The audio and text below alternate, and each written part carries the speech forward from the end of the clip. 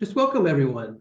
We are recording today, so this can be available on our library YouTube channel for later review. My name is Rick Hansen. I'm one of our youth librarians here at the Mountain View Public Library, and we host the Noon on Zoom series with hopes of bringing relevant and informative topics to you at a good time of the day.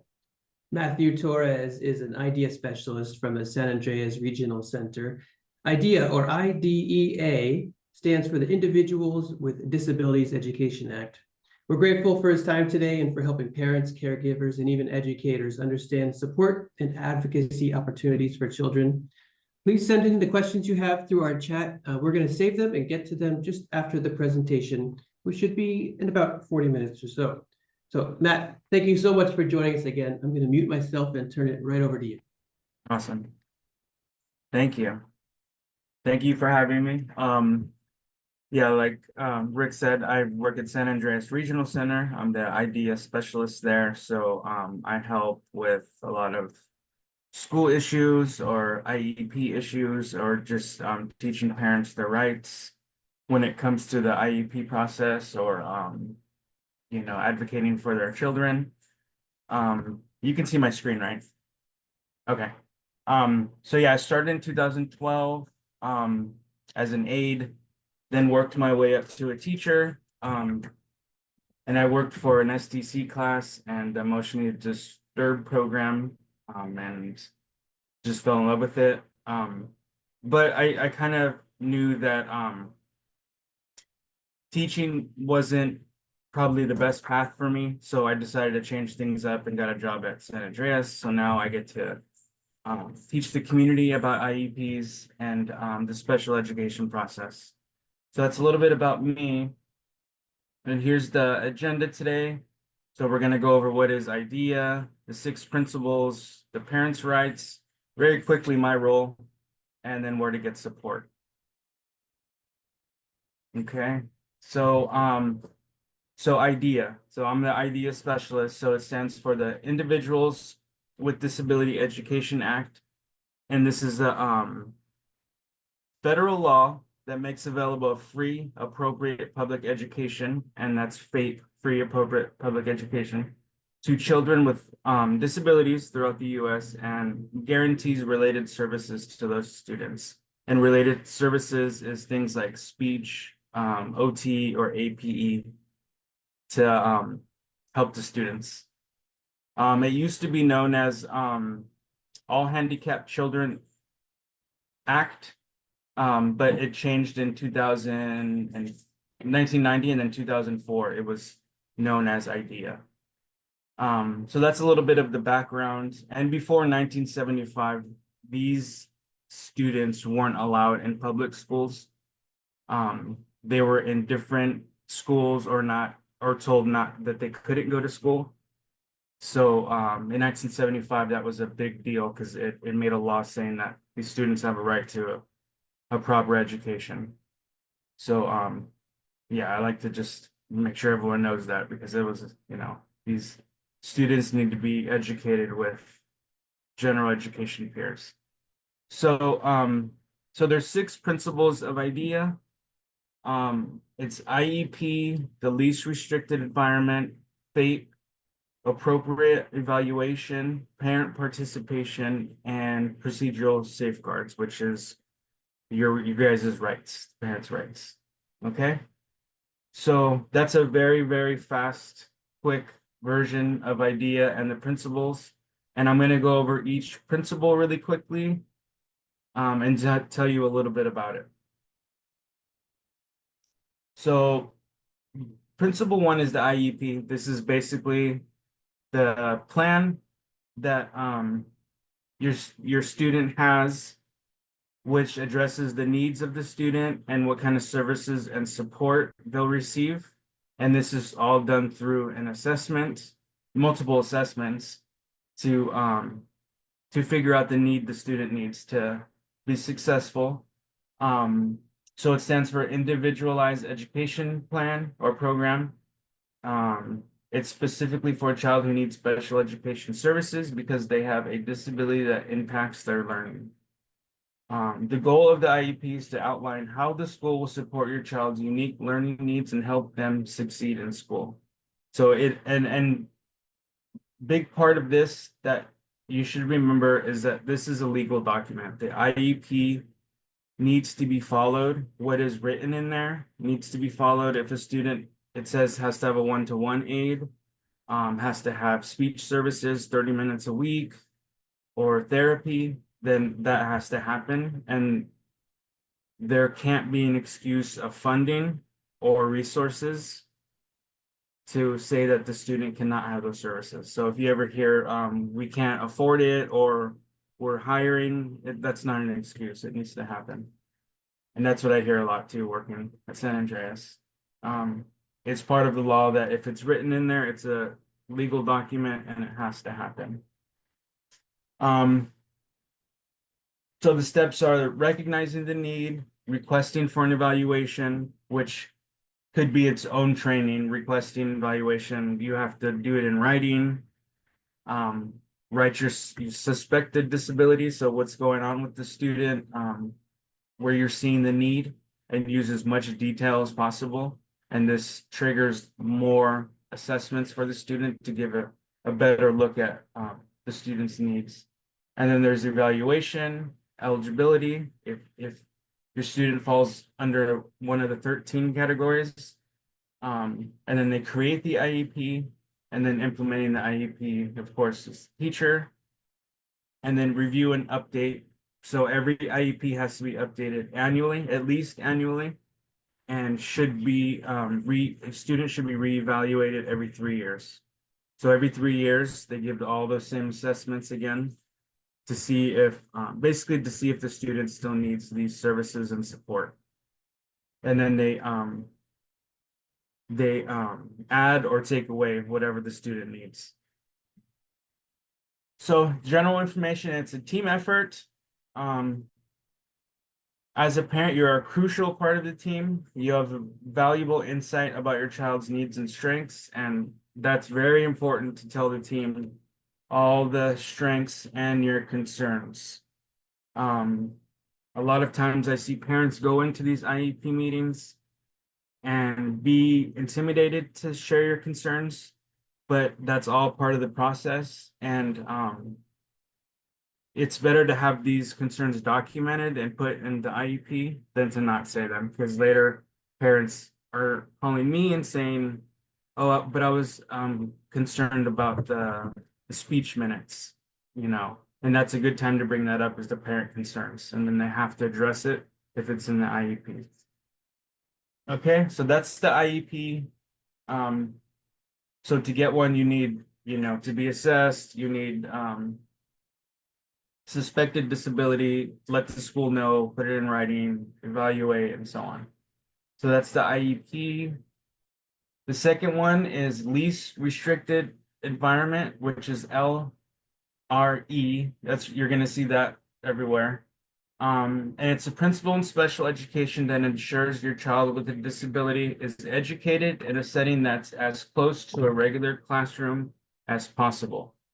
So there's different types and levels of classrooms for students with disabilities, and the least restricted is general education class. I don't like to say regular, but everywhere in the law it says regular. In a regular classroom, that's the least restricted environment. If a student cannot be successful in general ed, then it's general ed with a one-to-one or general ed with push-in services. And then it goes into tiers after that. Then it's RSP class where you're going to a teacher parts of the day. Then there's an STC class, which you're in there the whole day. And then there's non-public schools, where it's a whole school with peers with disabilities, and you're not around general education students, which we know that's not the best option for students, but with the support they need, that's the best. And then they have home and hospital instruction, which it means you're getting education brought to your home. It could be because behaviors, it could be because of illnesses student has, but that's the most restrictive is home and hospital. And I guess after that, I guess would be like a facility, but we don't, that's not gonna happen.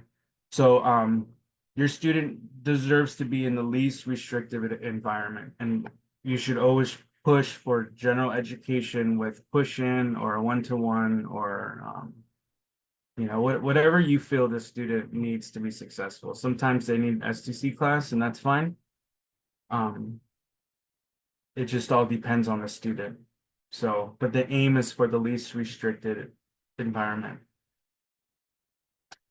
Okay, and 3 is FAPE, which I said at the beginning. It's free, appropriate public education, and it's exactly what it sounds like. It's free. There should be no cost for school or services. Like if your student needs speech or APE, none of it should cost the parents money, unless there's regular fees that all students pay for maybe PE clothes or something.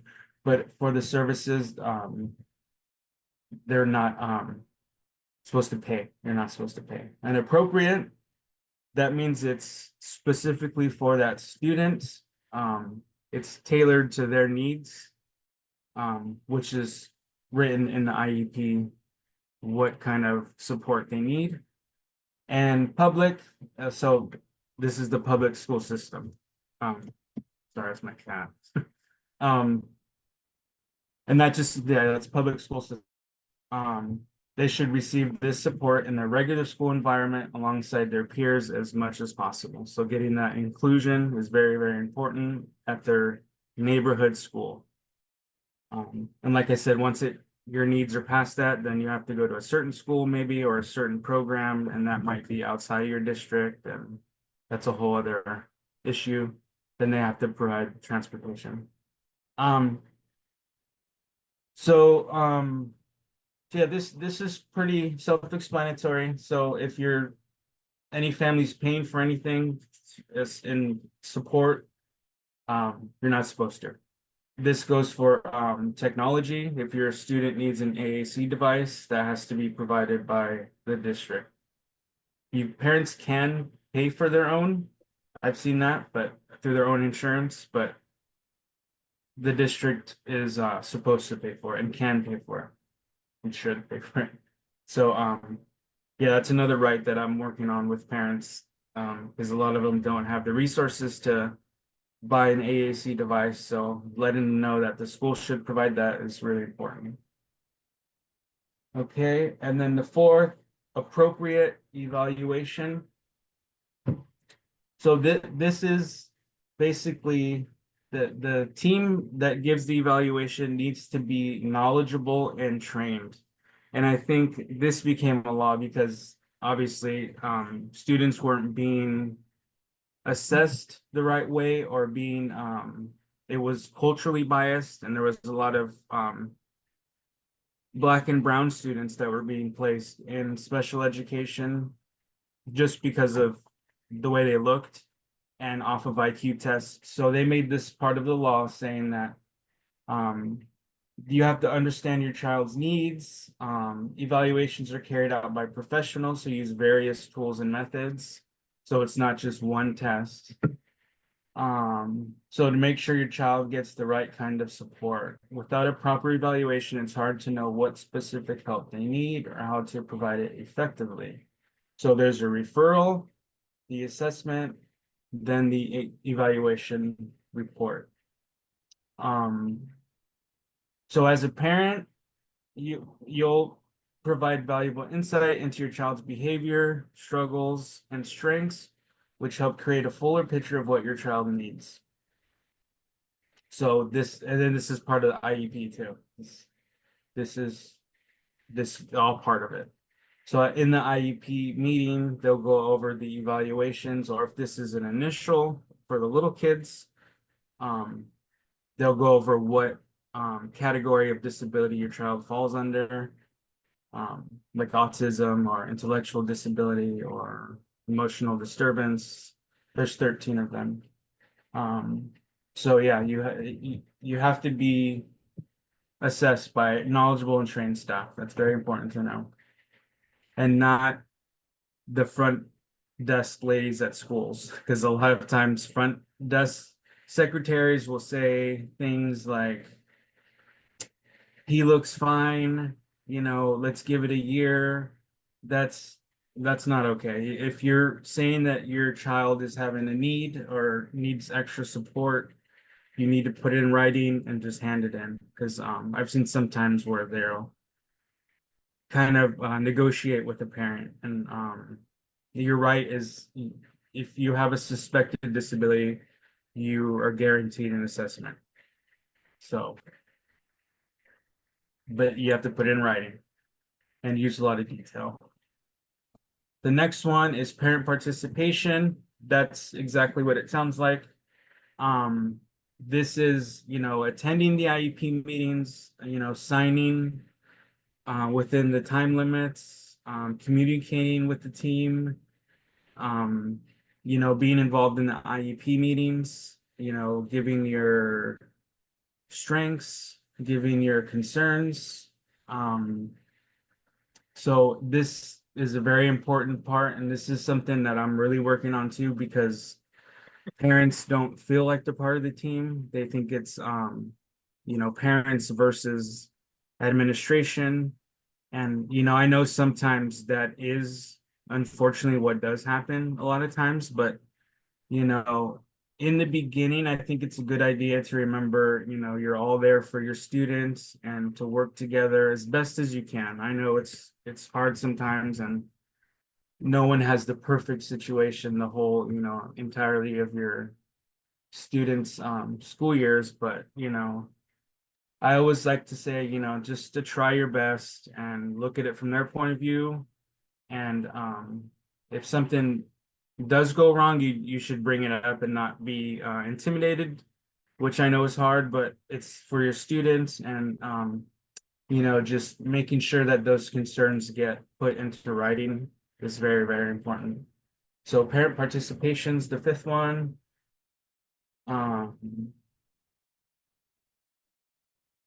Okay, and then the sixth one is the parents' rights.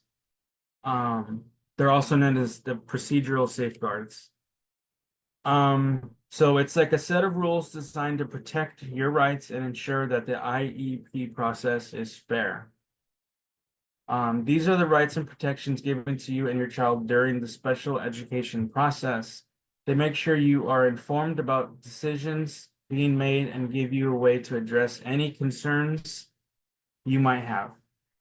So, and they have to give you a copy of these procedural safeguards every time you're being assessed, the student's being assessed, or if it's any kind of IEP meeting or the triennial, which is every 3 years, you have to be given a copy.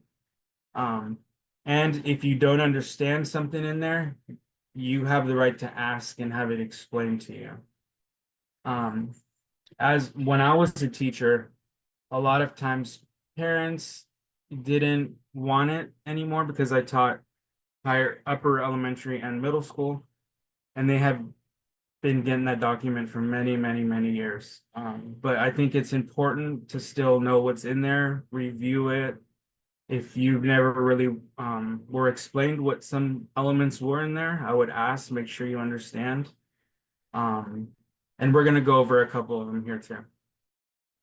So those are the 6 principles.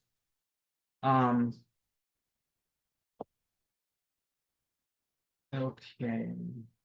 Before we go to this, does anyone have a quick question about the 6 principles or anything like that?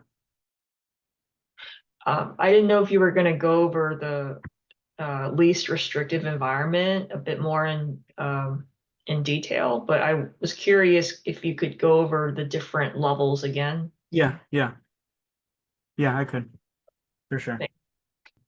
Yeah, we'll save it for the end because I have a graphic. I didn't put it on here, but it's on my desk in my cubicle too, and it shows you the different levels. Thank you. Yeah, I'll show you.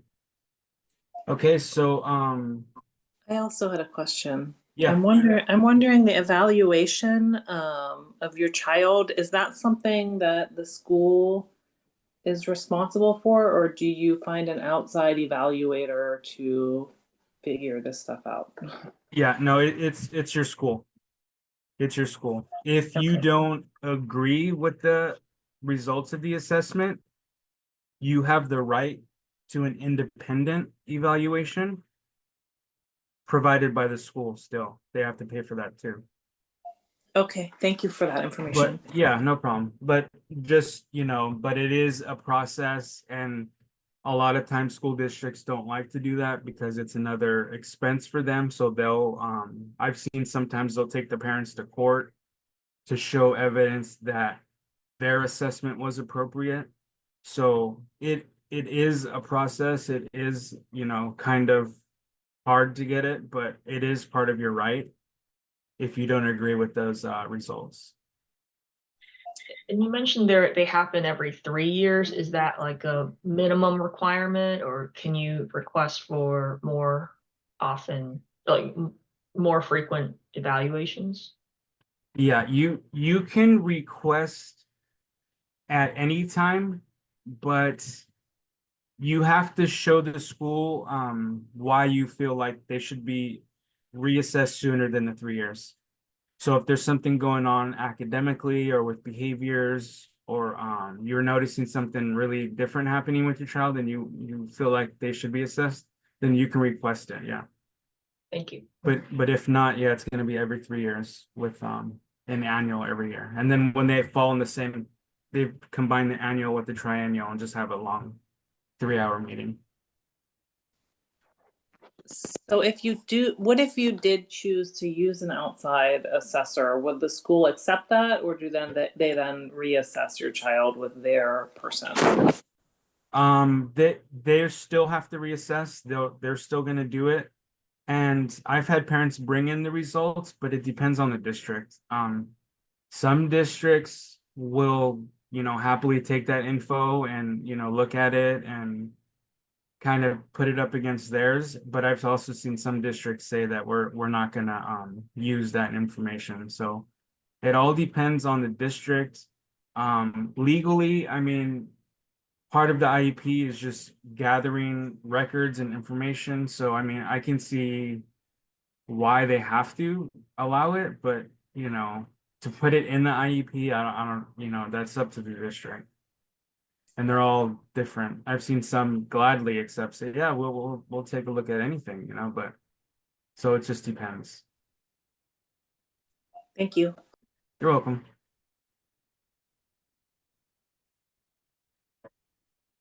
Okay, and I wanted to go over the rights really quick.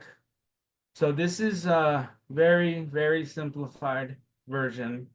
So you have a right for all these things, and each one of these has maybe like a page to it in the safeguards, but it's very simplified. So you have a right to participate. That means you have to be told when there's a meeting. It has to be a time where you can go. It has to be a time when you're available. You have to give inputs. Like I said, you concerns, strengths, things that are working, things that are not working. You have the right to participate. You're an equal member of the team. And that's something that a lot of parents don't know. It's your and your child's IEP. So you're the main people that the student the best. So the right to participate, receive prior written notice. This means the prior written notice is used to give like official results of an assessment, or they're gonna assess your child. It's basically a letter saying what they're going to do, or a decision. So if you refer your child, say, he runs a lot during class, they'll say he doesn't qualify for special education, but we'll put some strategies in place to help him kind of sit in his chair. They'll send a prior written notice stating that officially with the ed codes attached to it. So it's basically a notice for when they make a decision or a change, they have to send a notice. Consent or refuse to consent is your right. If you don't agree with things in the IEP or the assessments, you have the right not to consent. Non-discriminatory assessment. So that's, like I said earlier, it's making sure that they're appropriate and given by knowledgeable and trained staff. So receive independent educational assessment. It is part of your rights, but like I said, you know, it's not as easy, I think, as it should be, but it is your right to request it. You have the right to access educational records. So that could be their whole file you can ask for. And in California, they have 5 days to give that to you. In other federally, I think it's 30 days, but in California, it's 5 days. They have 5 days to give you the entire record of your child. Stay in the current program if there is a disagreement about placement. So that sounds just like it says. If you don't agree and maybe it goes to mediation or it goes to due process, which is court, the student is to stay in their last placement. If it's agreed on, yeah. If the parent wants them moved, then and it's agreed with the school, they'll move. But you know, this law was put so if things get messy, the kid stays where they're comfortable and you'll know where they are. I mean, that placement. Be given a hearing regarding disagreements about an IEP, so you have the right to take the school to court about any kind of disagreement. It could be placement, it could be assessments, it could be eligibility, many reasons. Receive mediation. So this is the step before a hearing. They try to solve the problem at district level through mediation. Just because going to court with lawyers is time consuming and expensive. So file a complaint against your school district. So that's your right to that. Every district website has a complaint form. You just, fill it out and send it in. Be informed of school discipline and alternative placements. So this means a lot of suspensions. Have to, there's a lot in there.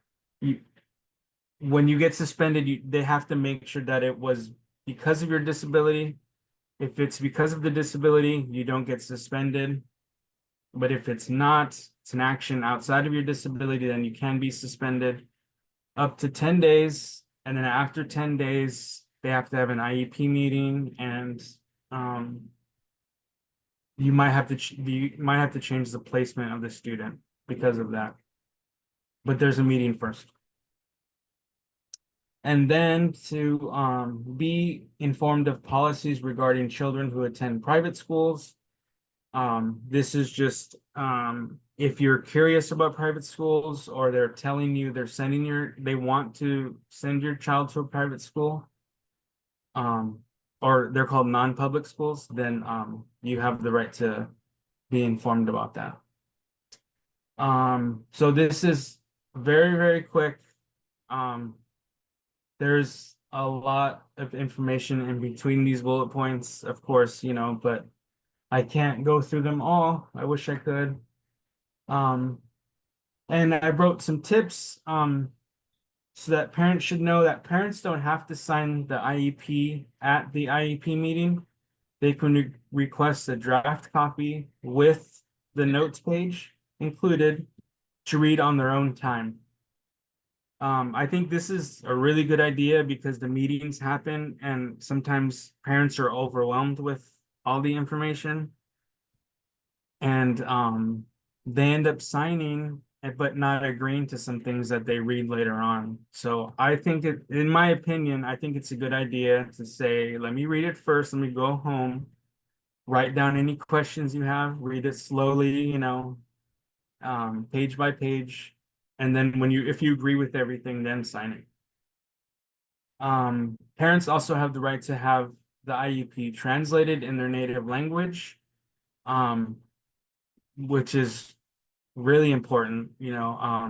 I worked on this case a couple months ago where the parents got the IEP in English, but they only spoke Spanish. And I said, you have the right to request that in Spanish. And they said, but we don't know how, right? Because they don't speak English.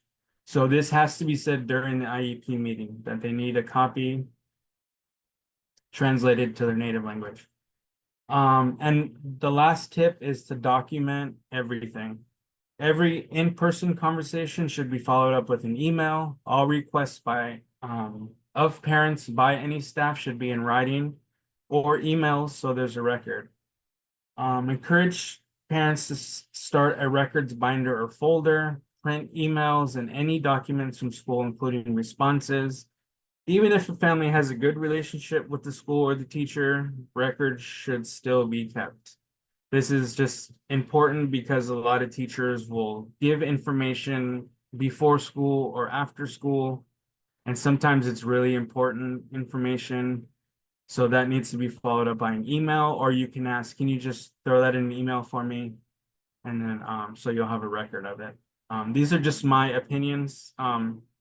Things that I've been seeing working at San Andreas. I think these are some big points that I come across with parents. So yeah, but like I said, it's just my opinion. But the documentation is very important.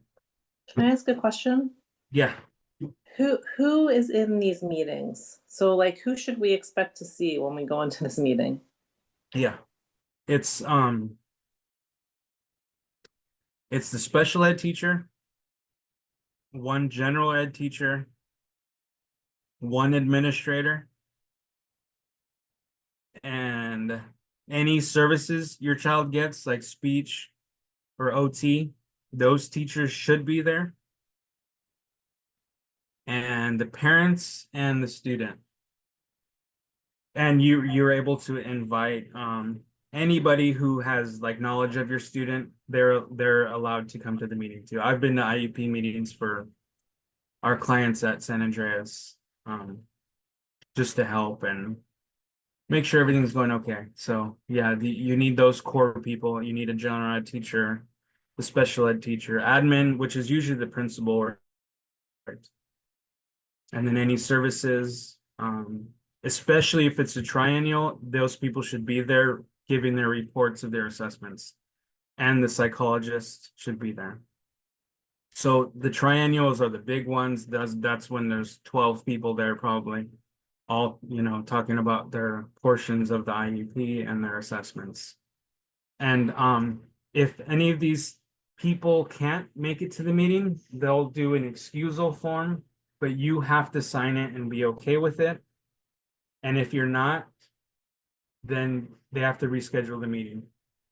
And this is what I see a lot, is schools giving excusal forms for everybody, and basically only 3 people show up to the meeting. And parents have the right to reschedule that meeting. If someone you want is not there, you can get another date for the meeting, because they need to be there. Thank you so much. You're welcome.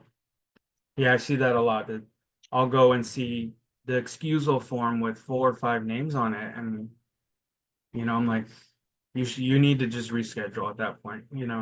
It's about you and your child. You want as much info and much input as you need. Okay. So there seems to be a lot of emphasis on parent rights, and I'm just wondering, like being new to the school system, whether there's a lot of just conflict between parents and the school system, and like what are some of the most common issues that come up so that we can be aware of those? Yeah. Well, yeah, unfortunately, my position there, I'm only called when issues are happening. So I do see kind of the bad side of this. So, but I know when I was a teacher, I made sure I did everything in the IEP. I treated kids with respect, and listened to the parents, and made sure they were safe. And I feel like a lot of conflict starts with their child being safe at school, especially for the younger kids. And making sure that any kind of incident that happens at school is documented and you are told about it through some kind of documentation or an email. I see a lot of parents that honestly they don't feel comfortable taking their kids to school because they don't feel safe. And I've worked on cases where there was just not okay things going on, and I had to help. And I just feel like safety's a concern sometimes that parents come across because they're not there, or they'll have nonverbal kids. They can't say what's going on, so and they'll come home with a scratch. That kind of safety is a big thing. I think just agreeing on certain things with the team, like placement or eligibility. Sometimes they're not eligible for an IEP. I think just agreeing to a lot of what's written in the IEP is sometimes can start a conflict, but yeah, I would say that's what I see the most. And placement, I think if your student needs a very specialized program, that might mean there's only one school for them in that district.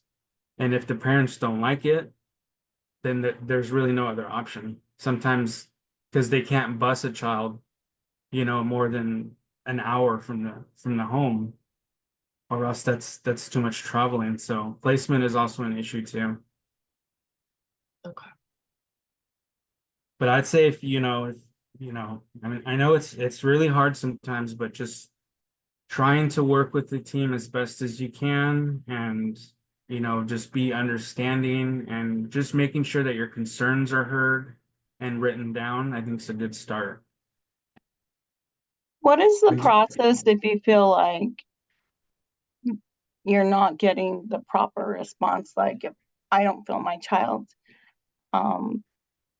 is safe at school, I had an incident where my kid was hit with a rock and basically nothing was done. And they said, sorry, Yeah. we didn't have any videos or witnesses. So Yeah. I just helped someone like that. I think having an IEP meeting and putting things that you want in place. I set up a parent where I helped her get like a health report at the end of the day. If there's any falls, anything that happened, it needs to be reported, documented, and given to the mom. And then they agreed to have weekly meetings. It was documentation, weekly meetings. She was able to text the teacher if anything happened. But it's just whatever would make you comfortable, you have to bring up to the IEP team. And I think daily communication would be good, or documentation, or some kind of form on how the day went, or something I think that's a good start too. But yeah, she was Okay. her son was not very mobile, and he kept falling, but they weren't telling her what was happening. So I said, no, they need to give some kind of documentation when anything happens. And sometimes he falls at home, and she was going to do that for home too. So that, the injuries would kind of match up and make more sense. But as far as that, yeah, I would go to the principal maybe and start there and say that, how can you keep my son safe and not, have someone throw a rock at him? Definitely. You Okay. just have to, I like to put the question back on the schools. You have to ask, how can you make sure my son is safe? How can you prevent this from happening again? And in writing or during the IEP meeting, you can call an IEP meeting whenever you want. You have that right. It just takes 30 days to plan it, and then it has to happen. And that's when you bring it up. You say, how can you guys prevent this from happening again? Yeah. Okay, thank you. Should I You're have welcome. given them copies of the emergency room visit? And Yeah, I would have at the IEP meeting. I would have. I would have called an IEP meeting and, gone over safety and how they can prevent it for next time. All right, thank you. You're welcome. Yeah, anything changes or any updates or any concerns you have should be put in the IEP meeting. So you call a meeting, you go over any kind of new updates or, anything going on you want documented. That way it's on record. If it's on record, then they have to address it. So this is just a little bit about what I do at San Andreas. I'll go over it really, really quick. So I do training, I support the staff. I work with everybody there, management, service coordinators, conflict resolution, documentation, so resource development, policy and procedure guidance, and advocacy and support. So yeah, that's what I do for staff. And then for parents, so I provide information, assisting with IEP development, addressing placement issues, resolving conflicts and concerns, connecting with resources, supporting advocacy, facilitating communication, monitoring progress and follow-up, educational workshops and training, emotional and practical support. And this is part of it. So this is where you can get support. So you find your parent training center, and for us here, it's Parents Helping Parents. I don't know if anyone's familiar with them, but they have tons of resources on their website for free. They do a lot of trainings. They're a really, really, really good organization. I work with them a lot. They teach me a lot. They're really, really good there. Especially if you have I always say if you have the younger kids or you're just starting out this journey, I would definitely get with PHP, and they so you can get the help as early as possible. And they'll train you how to be an advocate for your child. Santa Clara SELPA. I don't know if anyone here has heard of a SELPA. But it's special education learning plan area, and it's basically, the way I look at it is it's the principal that overlooks all the school districts. So it's above the school districts. And there's 7 in Santa Clara, but they're put into 2 buildings. So they're broken off into whatever school you need help with, you look for your school, then it'll tell you what SELPA it is, and then give you the number. The link's there. You can click on it and find which SELPA to contact, and they do events, trainings, activities, resources, support, and child find,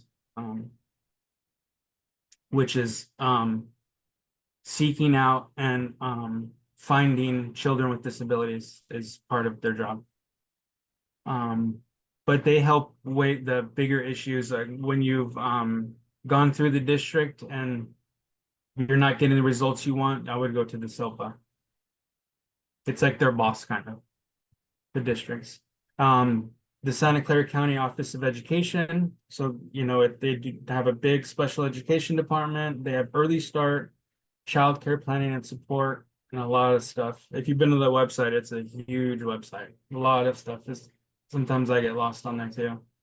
And then there's the CDE, which is the California Department of Education, the Special Education Department. And they do a lot of trainings too, and they have a lot of information about laws that I always use too on the website. And then, so I wrote this. This was in the presentation, but I just copied and pasted again. So if you remember anything else from here, it's parents don't have to sign at the IEP meetings. You have the right to have it translated and document everything and print it as much as you can, or even keep a logbook, a notebook of, Tuesday got this communication, any kind of documentation works. Because it's just good to have, and when conflicts do come up, it's good to have these records.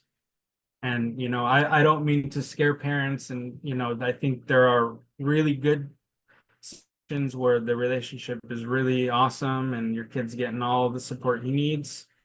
But there are some cases where conflicts do come up. So,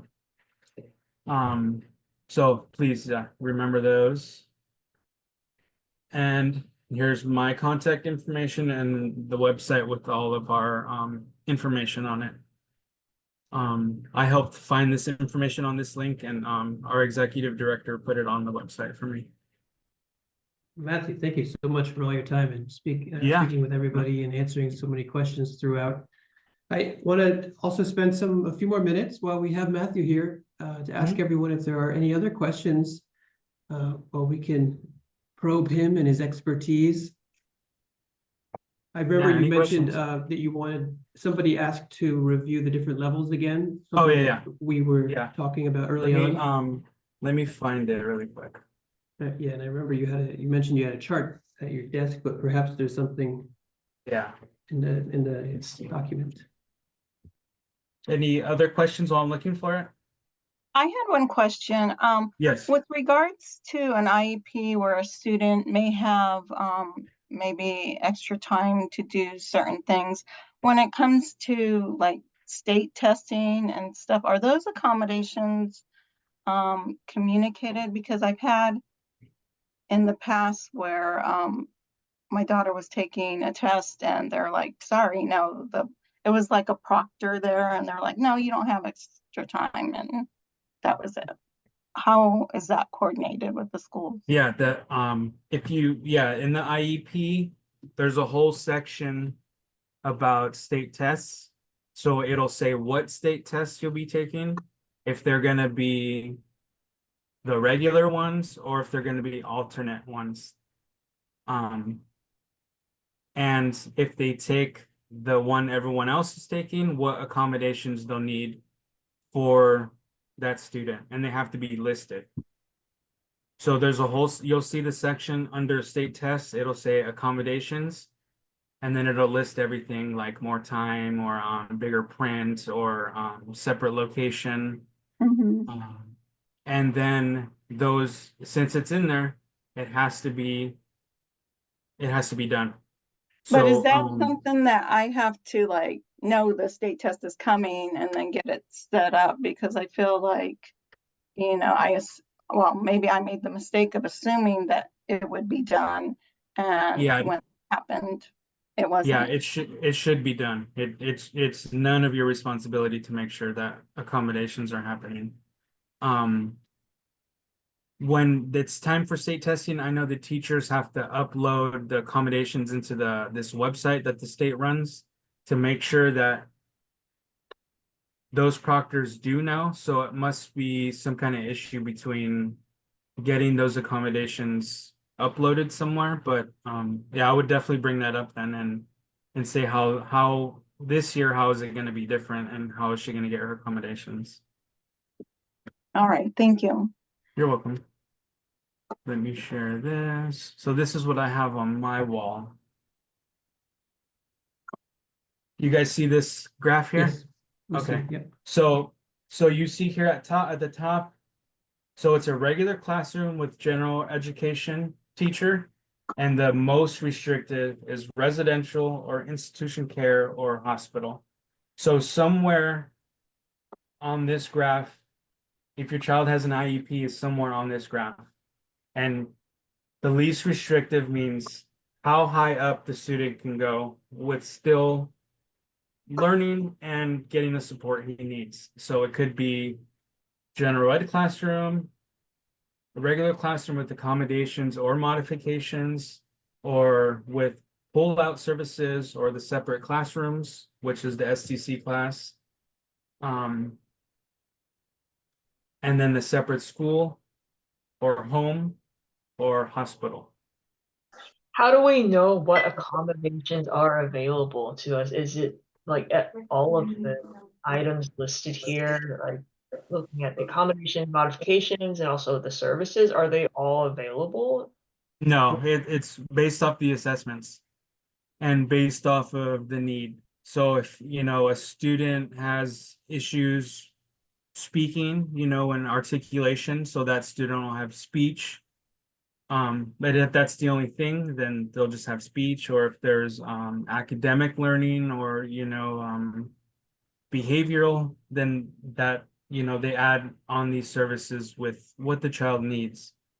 Okay. Yeah, based on those assessments. And that's where that's where I was saying earlier, some conflicts do happen because parents believe my student should have these services. School is saying, well, we're not seeing that, and that's where the conflict coming up, and really pushing for, well, how about a reassessment, or how about in 6 months we reassess, or you kind of come up with a plan like that. So at any point, the parent has the option to refuse any of these accommodations. Is that right?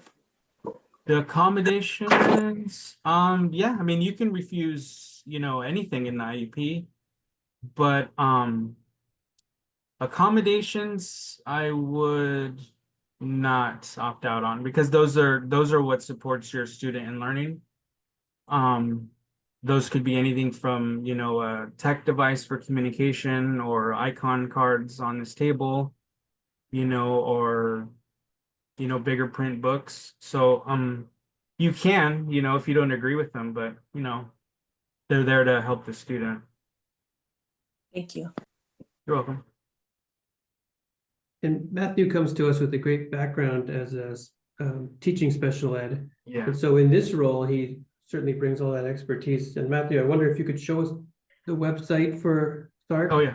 And maybe point out some of the couple primary tabs that everybody would like possibly benefit from, and maybe contact information to get to you and to get to the organization. Yeah.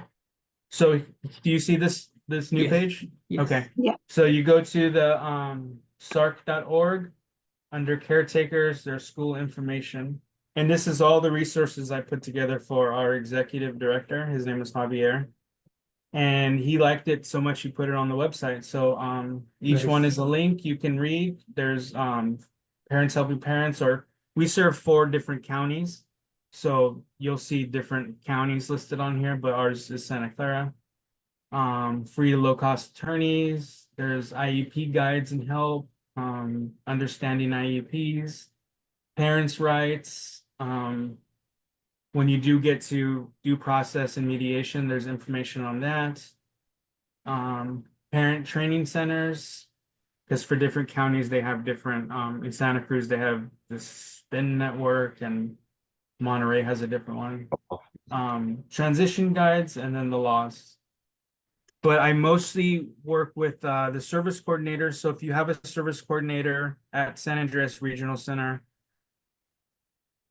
involved in cases, but since we're here and I did the presentation, if you have a question, just reach out. I can't do case management things. I can't be too involved, but if you guys have other questions, you can email me, say you're from this presentation, and then I can try to answer your question. But yeah, I usually work through the service coordinator, through your child's service coordinator. But I'll definitely answer anything. Yeah, well, thank you for offering that, and I hope everybody takes advantage of that if you'd like.